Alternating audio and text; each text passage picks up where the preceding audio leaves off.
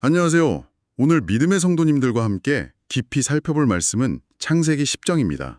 네, 안녕하세요. 언뜻 보면 그냥 고대 민족들 이름만 빼곡히 적힌 족보 같잖아요. 맞아요. 그래서 성경 읽을 때 그냥 쓱 지나가기 쉬운 부분 중 하나죠. 그렇죠.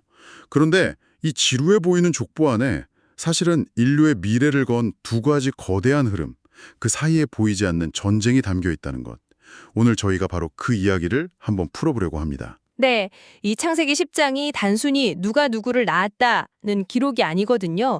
이걸 하나의 큰 그림으로 보면 앞으로 펼쳐질 성경 전체의 무대를 설정하는 아주 중요한 역할을 하고 있습니다. 그러니까 이 족보를 어떻게 읽느냐에 따라서 완전히 다른 이야기가 보인다는 말씀이시네요. 바로 그겁니다. 오늘 우리는 이 족보의 구조와 그 안에 숨겨진 인물들을 통해서 인류 역사를 움직이는 두 개의 서로 다른 힘이 무엇인지 한번 자세히 들여다보겠습니다. 좋습니다. 그럼 바로 본론으로 들어가서 첫 번째 이야기부터 시작해보죠. 언약의 계승자 셈과 세상 나라의 시작, 함. 네. 대홍수가 끝나고 노아가 아들들을 축복하는 장면이 나오잖아요. 창세기 9장 26절을 보면 유독 셈을 향해서 셈의 하나님 여호와를 찬송하리로다 이렇게 선언을 합니다. 네, 그렇죠. 왜 그냥 나의 하나님이나 우리의 하나님이 아니고 셈의 하나님이라고 딱 집어서 말했을까요? 여기 뭔가 특별한 의미가 있는 거겠죠? 아주 중요한 부분을 짚어주셨어요.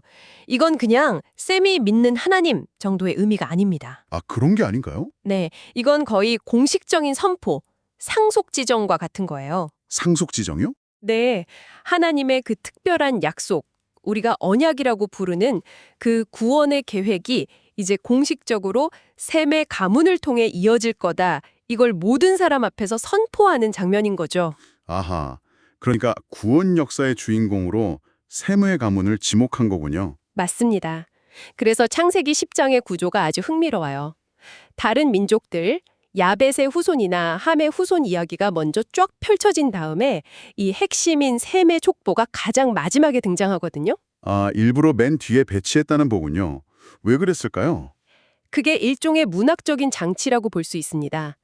세상의 모든 나라들이 이렇게 뻗어나가는 걸 보여준 뒤에 마지막에 카메라가 줌인하듯이 하지만 하나님의 시선은 바로 이 가문에 고정되어 있다. 이걸 보여주는 거죠. 아, 시선을 딱 집중시키는 효과네요. 네. 앞으로 진짜 이야기는 여기서부터 시작된다는 걸 암시하는 스포트라이트 같은 역할입니다. 그렇군요. 자, 그렇게 셈의 가문이 이야기의 중심이 되는 반면에 함의 후손들은 좀 다른 길을 가는 것 같아요. 네, 전혀 다른 방향으로 나아가죠. 특히 니므롯이라는 인물이 눈에 확 띄는데요. 창세기 10장 9절에서 성경은 그를 여호와 앞에서 용감한 사냥꾼이라고 소개합니다. 네. 요즘 말로 하면 거의 어벤져스급 영웅에 대한 칭찬처럼 들리기도 하는데요. 바로 그 지점이 해석이 갈리는 부분입니다.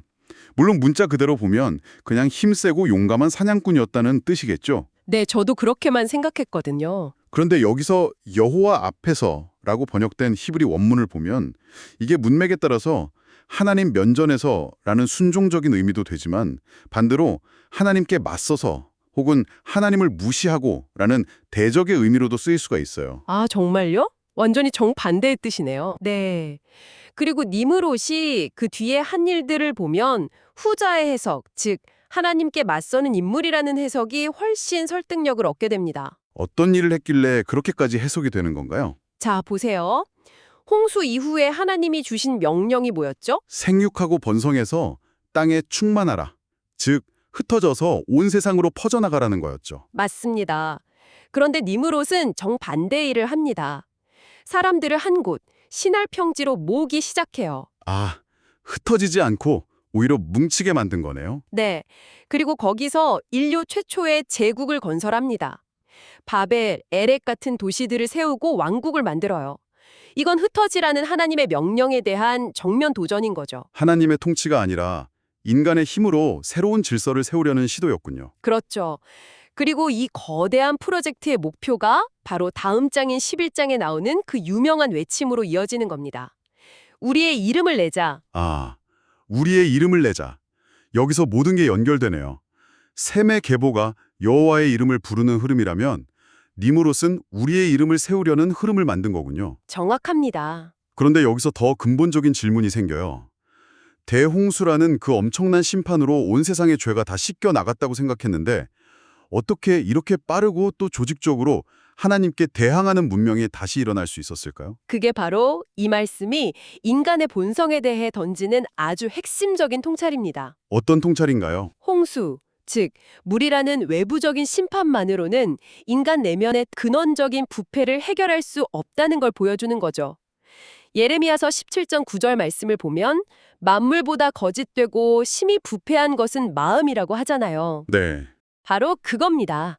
인간의 마음속 깊은 곳에 스스로를 높이고 하나님의 자리를 차지하려는 그 죄의 본성이 그대로 남아 있었던 거예요. 이 죄의 번식력은 사실 창세기 3장의 사탄의 역사 없이는 설명하기가 어렵습니다. 외부의 물로는 마음속의 죄를 씻어낼 수 없었다. 그렇죠. 인류의 역사는 가인의 살인부터 시작해서 홍수, 바벨탑, 또 나중에 이스라엘의 멸망, 심지어 요한계시록 20장 8절에 나오는 천년왕국 후의 반역까지 계속해서 죄를 반복합니다.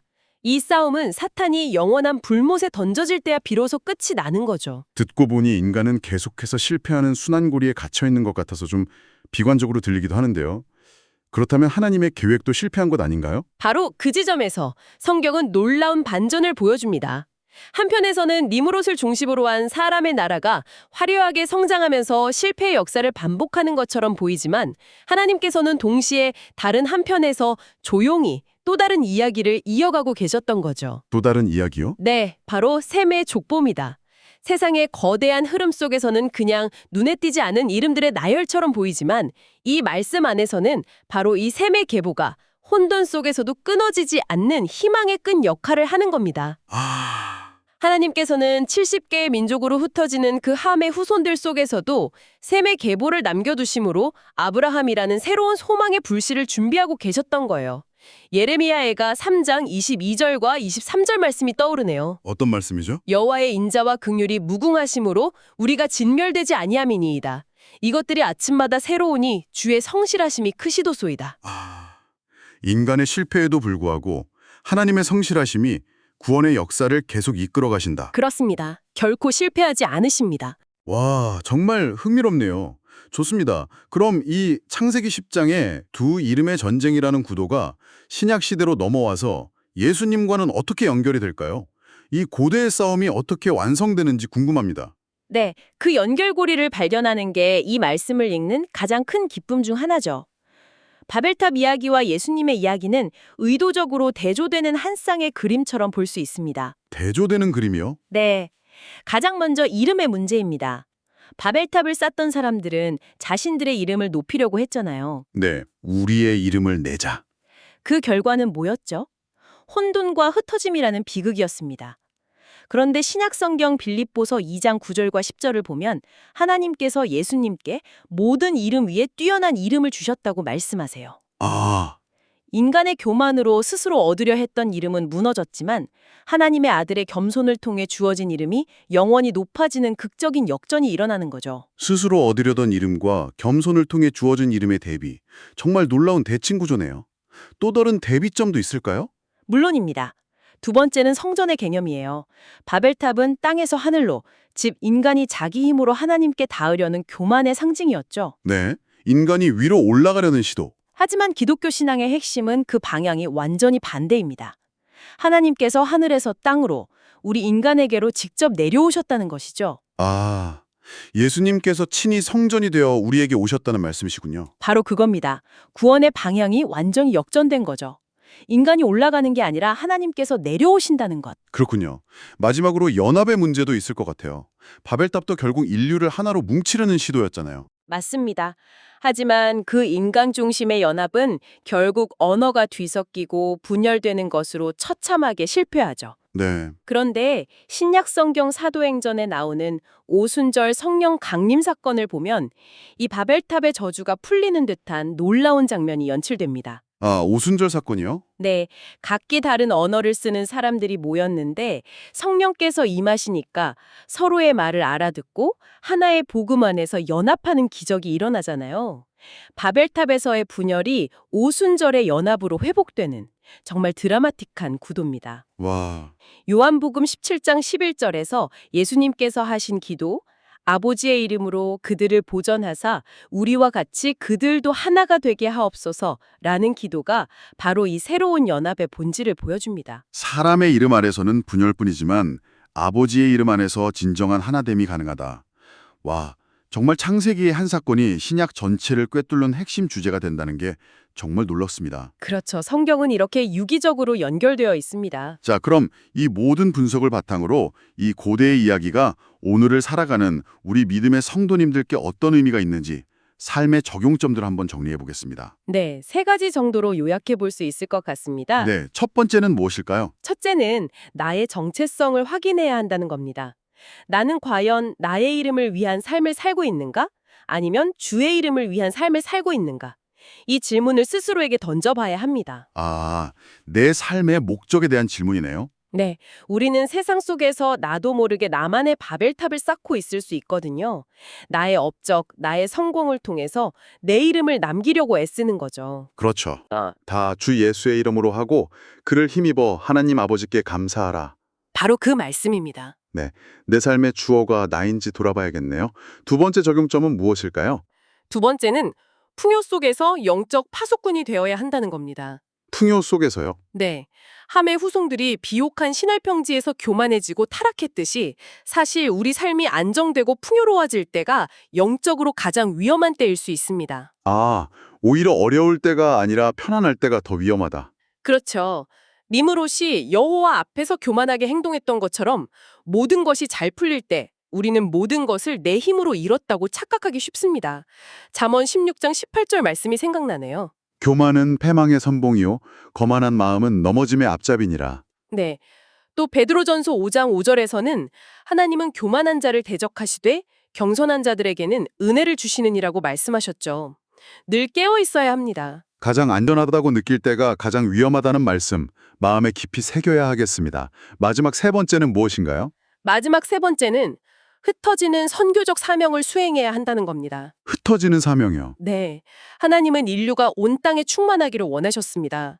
우리끼리 모여서 우리만의 공동체라는 견고한 성을 쌓는 데 만족해서는 안 된다는 거죠. 아, 우리 안에 갇히지 말고 세상 밖으로 나아가라. 그렇습니다.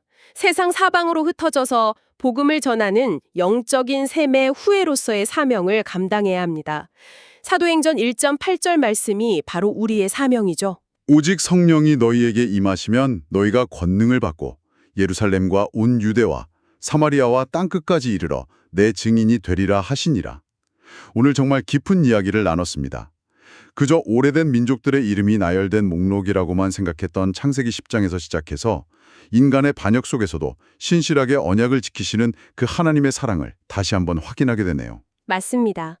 자신의 이름을 내려는 헛된 노력과 하나님의 이름을 부르는 영원한 생명의 길이 얼마나 다른 결과를 낳는지 이 말씀이 분명하게 보여주고 있습니다. 네. 그래서 오늘 말씀을 통해 우리 믿음의 성도님들께서 스스로에게 꼭 한번 질문해 보시면 좋겠습니다. 어떤 질문일까요? 오늘 나의 하루는, 나의 말과 행동은 과연 누구의 이름을 높이고 있었는가? 우리의 모든 삶이 오직 모든 이름 위에 뛰어나신 우리 주 예수님의 이름을 높이는 거룩한 예배가 되기를 소망합니다.